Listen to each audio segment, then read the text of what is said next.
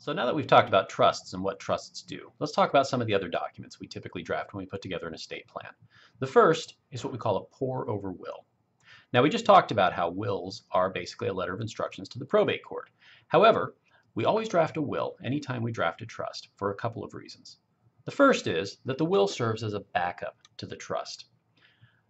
Let's imagine that you set up a trust and you put your house into it. So that's great, no problem. That's going to avoid probate. But then let's say that you live there for a few years and you decide to move. So you sell that house, goes out of the trust, and then you buy a new house, and at the closing, they put it into your names as joint tenants.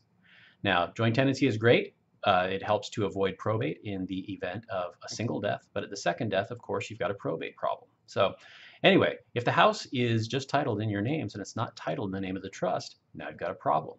So the job of the pour-over will is to serve as a post-death trust funding tool.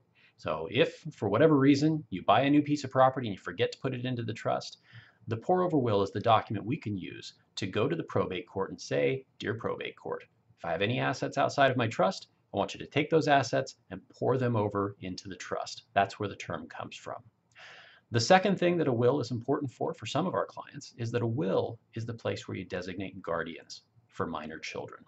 And of course, if your kids are all grown, then that's great. But if you still have young children, for most of our clients, of course, that's the most important thing you need to be worrying about. So we always draft pour-over wills for both spouses if we have a married couple. And of course, if we just have a single person, a pour-over will is also a very important thing to have. So we always do those anytime we draft a trust or any kind of estate plan for our clients.